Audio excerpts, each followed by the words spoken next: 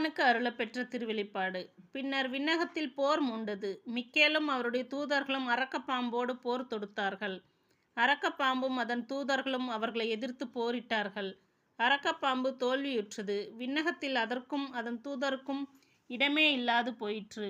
அப்பெரிய அரக்கப்பாம்பு வெளியே தள்ளப்பட்டது. அலகை என்றும் சாத்தான் என்றும் அழைக்கப்பட்ட அதுவே தொடக்கத்தில் தோன்றிய பாம்பு. உலகம் முழுவதையும் ஏமாற்றிய அது மண்ணுலகுக்கு தள்ளப்பட்டது. அதன் தூதர்களும் அதனுடன் வெளியே தள்ளப்பட்டார்கள். பின்பு விண்ணகத்தில் ஒலித்த பெரியதொரு குரலை கேட்டேன். அது சொன்னது, இதோ மீட்பு, வல்லமை, நம் கடவுளின் ஆட்சி, அவருடைய மெஸ்ஸியாவின் அதிகாரம் ஆகிய அனைத்தும் வந்துவிட்டன.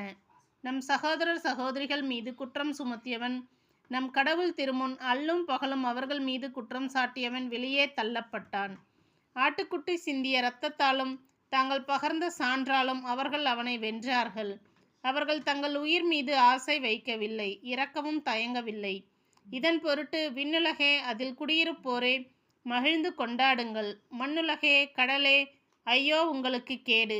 தனக்கு சிறிது காலமே எஞ்சியிருக்கிறது என்பதை அலகை அறிந்துள்ளது. அதனால் கடுஞ்சீற்றத்துடன் உங்களிடம் வந்துள்ளது.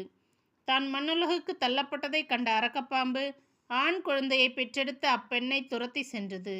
ஆனால் அப்பாம்பிடமிருந்து தப்பித்து பாலை நிலத்தில் அவருக்கென குறிக்கப்பட்டிருந்த இடத்துக்கு பறந்து செல்லுமாறு பெரும் கழுகின் 2 சிறகுகள் அவருக்கு அளிக்கப்பட்டன. அங்கு அவர் 3½ ஆண்டு காலம் பேணப்படுவார். அப்பெண்ணை வெள்ளம் அடித்துச் செல்லும் பொருட்டு அவர் பின்னால் அப்பாம்பு தன் வாயில் இருந்து ஆறு போல தண்ணீர் பாய்ந்தோட செய்தது.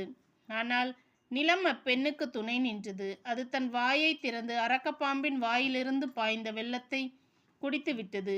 இதனால் அரக்கப்பாம்பு அப்பெண் மீது சினம் கொண்டு அவருடைய எஞ்சிய பிள்ளைகளோடு போர் தொடுக்க புறப்பட்டு சென்றது.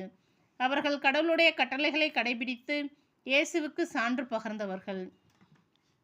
அரக்கப்பாம்பு கடற்கரையில் நின்று கொண்டிருந்தது. 13ஆம் அதிகாரம். கடலில் இருந்து வெளியே வந்த விலங்கு. அப்பொழுது ஒரு விலங்கு கடலில் இருந்து வெளியே வர கண்டேன். அதற்கு 10 கொம்புகளும் 7 தலைகளும் இருந்தன. அதன் கொம்புகளில் 10 மணிமுடிகளும் தலைகளில் கடவுளை பழித்துரைக்கும் பெயர்களும் காணப்பட்டன. நான் கண்ட அந்த விலங்கு சிறுத்தை போல் இருந்தது. அதன் கால்கள் கரடியின் கால்கள் போன்றும் வாய் சிங்கத்தின் வாய் போன்றும் இருந்தன.